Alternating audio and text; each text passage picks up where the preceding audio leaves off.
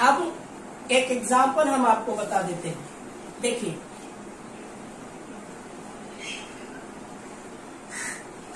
यह हमारे पास कौन सी डाई है?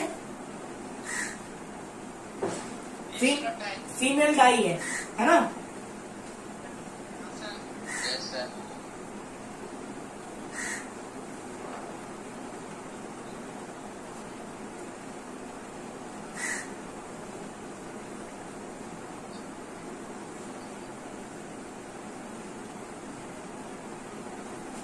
यहाँ कुछ दिखाई दे रहा है आपको?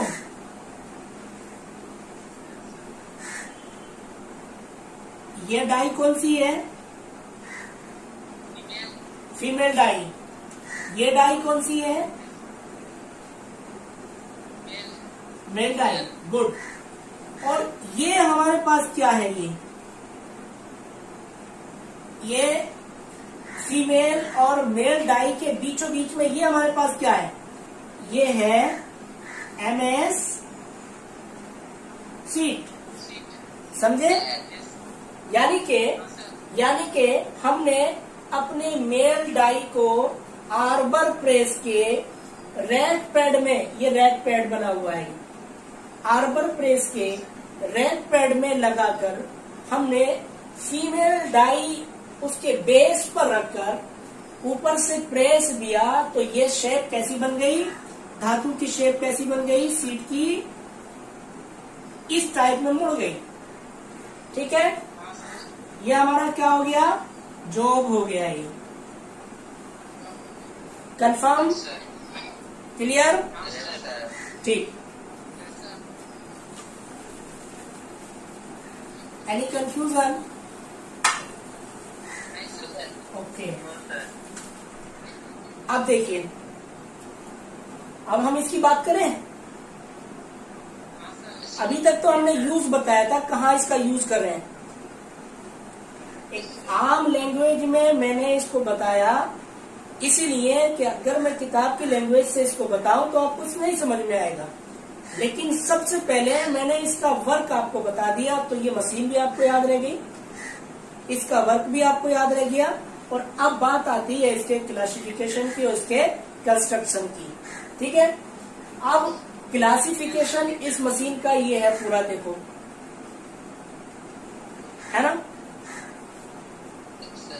ये मशीन कैसी हो सकती है, ये भी हम आपको यहाँ पर छोटा सा फिगर बना के दिखा देते हैं ताकि आप लोग समझ जाएं।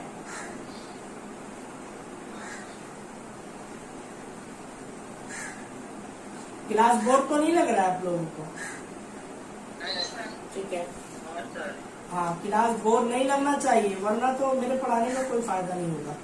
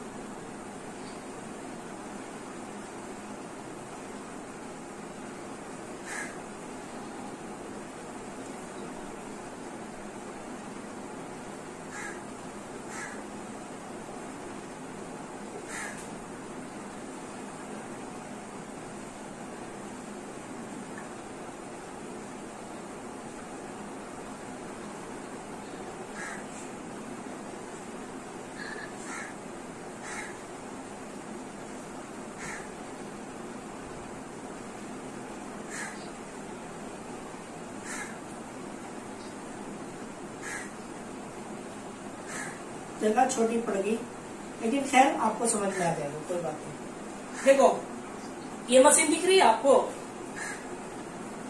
सिर्फ हमको इशारा चाहिए, बाकी हमको पूरी मशीन खुली हुई पड़ी है। स्टार्ट करें।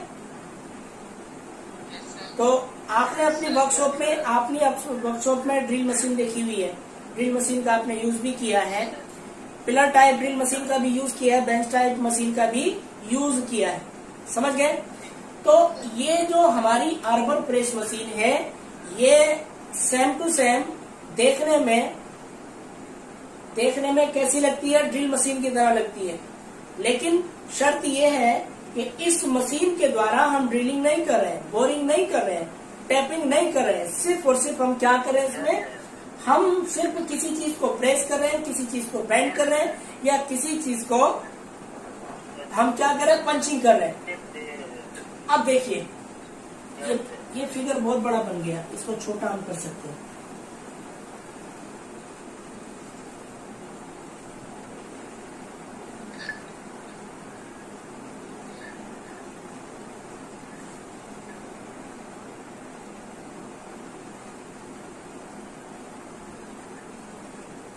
अब ठीक है ना, क्योंकि पहले क्या लग रहा था,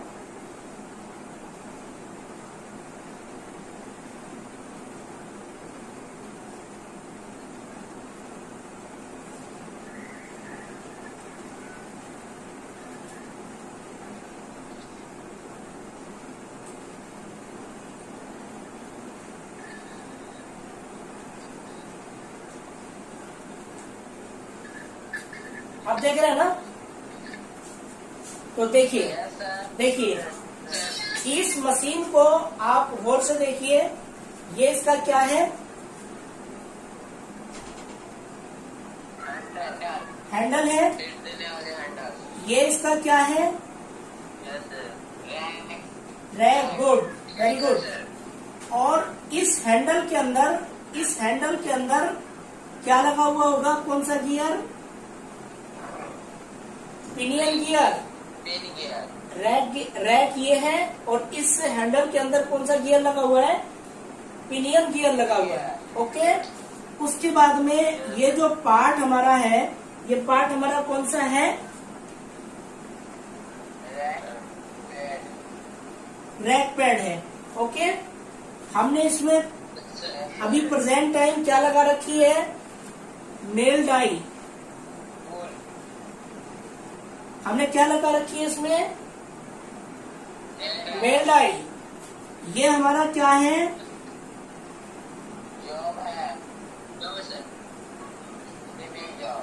वर्क पीस, ठीक है। और ये हमारे पास क्या है,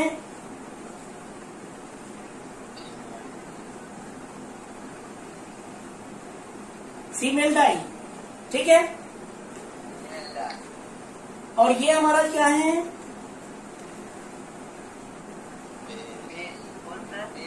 बेस, ठीक है। अच्छा, एक चीज यहाँ पर और बना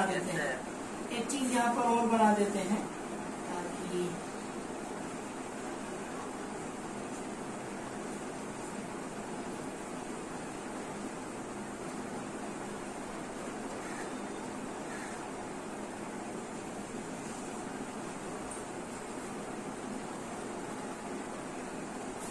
ये हमारी क्या है, वर्किंग टेबल, ठीक है, वर्किंग टेबल या प्लेट इसको बोल सकते हैं। तो अब देखिए ये जो हमारी आर्बर प्रेस मशीन है, हमने इसका कंस्ट्रक्शन करना है, ये क्लासिफिकेशन है इसका, इस क्लासिफिकेशन का हमें क्या करना है, कंस्ट्रक्शन करना है। तो सबसे पहले हमें क्या करना होगा, सबसे पहले हमने बेस को उठाया, है ना। बेस उठाने के बाद हमने बेस में कौन सी चीज जोड़ी है, बेस में हमने ये जोड़ा है, ये इसका नाम क्या है, कॉलम है इसका नाम, ठीक है, इसका नाम है कॉलम। ये कॉलम हमने कहाँ लगा दिया, यहाँ पर, राइट, राइट। उसके बाद हमने यहाँ देखिए ये कौन सा गियर है, पिनियन गियर, ये पिनियन गियर है और ये हमारी रैक है। तो रैक को यहाँ पर हमें फिट करना है, रैक को हमें कहाँ फिट करना है, यहाँ पर। तो यहाँ पर लिख देते हैं हम रैक स्पेस, ताकि आप लोगों को समझ में आए। ये क्या है, हमारा रैक स्पेस है। हमने क्या करना है, पहले अपनी रैक को उठा करके रैक स्पेस में फिट कर देना है, ठीक है। रैक स्पेस में फिट करने के बाद फिर हमें अपना पिनियन गियर उठाना है और पिनियन गियर के टीथ रैक के टीथ में एडजस्ट करते हुए इस होल में फिट करना है। Sure okay. हाँ, उसके बाद ये जो पिनियन गियर है, पिनियन गियर के फ्रंट पर यहाँ पर एक होल होता है जिसमें हम स्क्रू कहते हैं, स्क्रू, जिसमें हम स्क्रूइंग करने के लिए या स्क्रू फिट करने के लिए हम इसमें एक होल बनाते हैं इसके आगे की तरफ, ताकि दूसरी तरफ से हम इसको स्क्रू के द्वारा टाइट कर दें, ठीक है।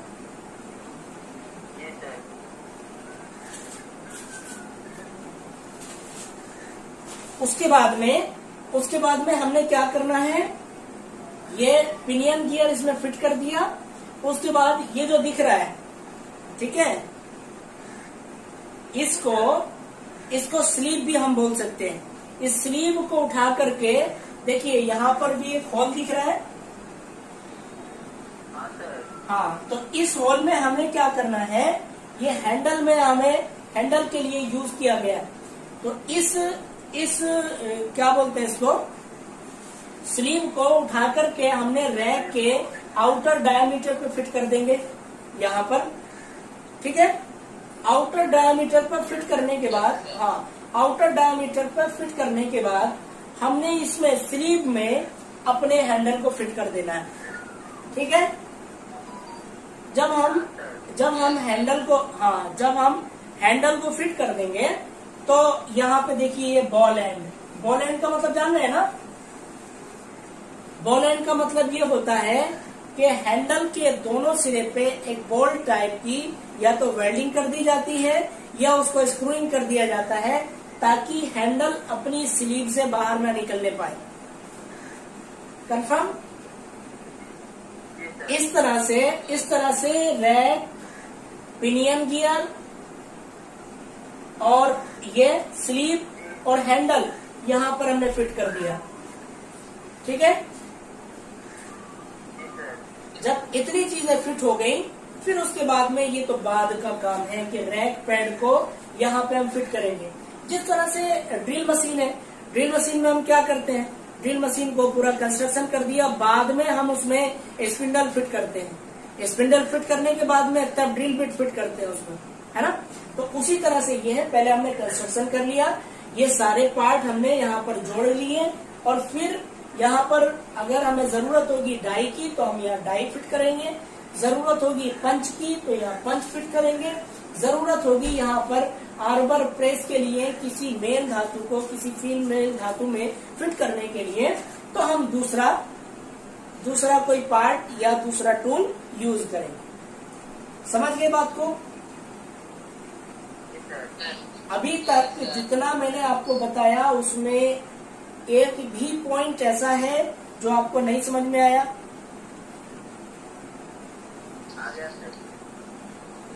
मनीष कुमार, गौतम,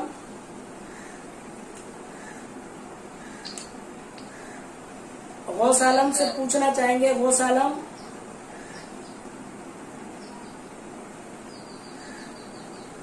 किसी को अभी कोई प्रॉब्लम हो, अभी हम 2 मिनट तक फ्री हैं, 2 मिनट में आप पूछ सकते हैं कि सर हमको ये चीज समझ में नहीं आई, ठीक है। अब हाँ, अब हम इसमें एक चीज और फिट आपको करके दिखाएंगे। एक वर्क इसमें और दिखा सकते हैं आपको। इस मशीन को मिटा सकते हैं, बेस को मिटा सकते हैं। हाँ बोलिए बोलिए। अच्छा स्क्रीनशॉट ले रहे हैं, हाँ बिल्कुल स्क्रीनशॉट ले लीजिए, कोई बात नहीं, बिल्कुल स्क्रीनशॉट ले लीजिए। हाँ ले लीजिए स्क्रीनशॉट, ले लिए स्क्रीनशॉट।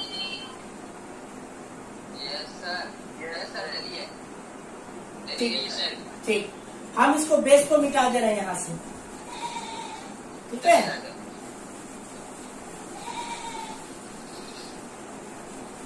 ये मशीन भी कॉलम भी यहाँ से हटा देते हैं, हमें कुछ स्पेस खाली चाहिए। अब देखिए हम एक चीज आपको और बना के दिखाते हैं ताकि आपको समझ में आए।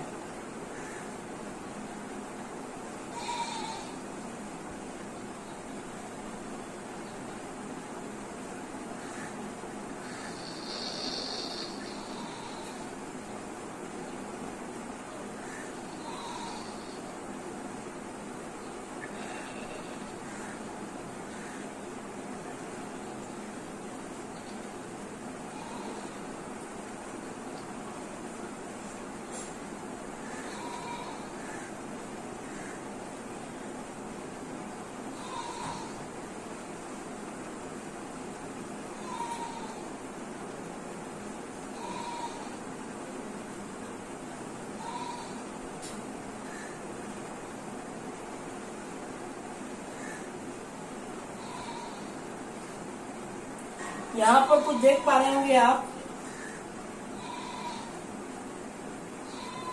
कुछ दिख रहा है आपको? हेलो,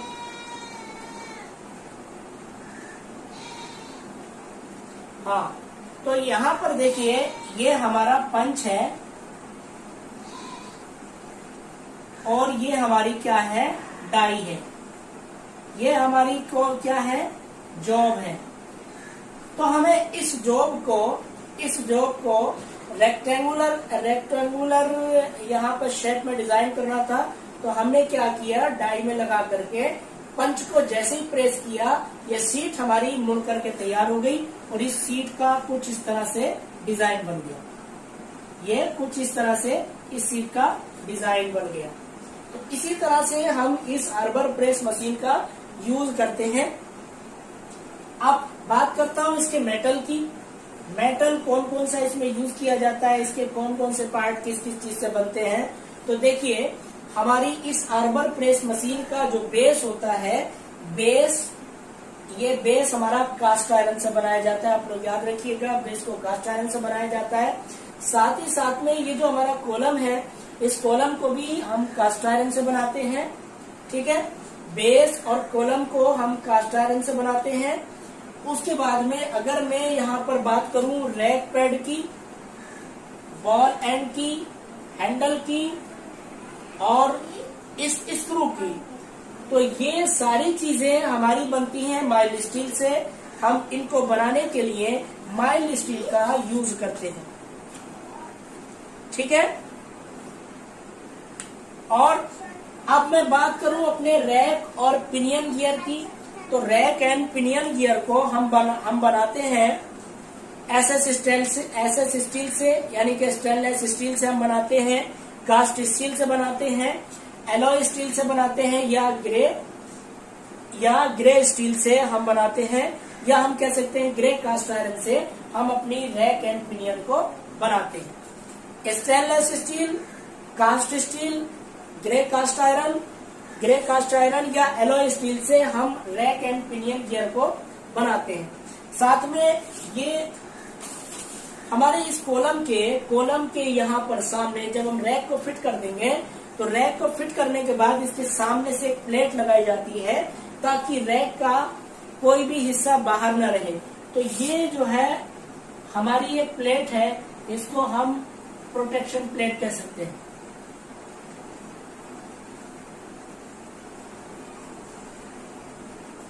इस प्रोटेक्शन प्लेट को भी हम कास्ट आयरन से ही बनाते हैं। साथ में बात करूं मैं इसकी बेस प्लेट की, तो देखिए बेस प्लेट हमारी माइल्ड स्टील से बनाई जाती है।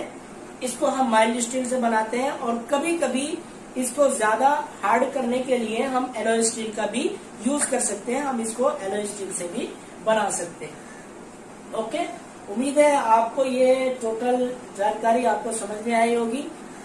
इस वीडियो को हम यहीं पर फिनिश करते हैं। नेक्स्ट वीडियो में हम आपको बताएंगे किसी नए टॉपिक के बारे में। तब तक के लिए हम अपनी वीडियो को यहीं पर फिनिश करते हैं। Thank you every all of you.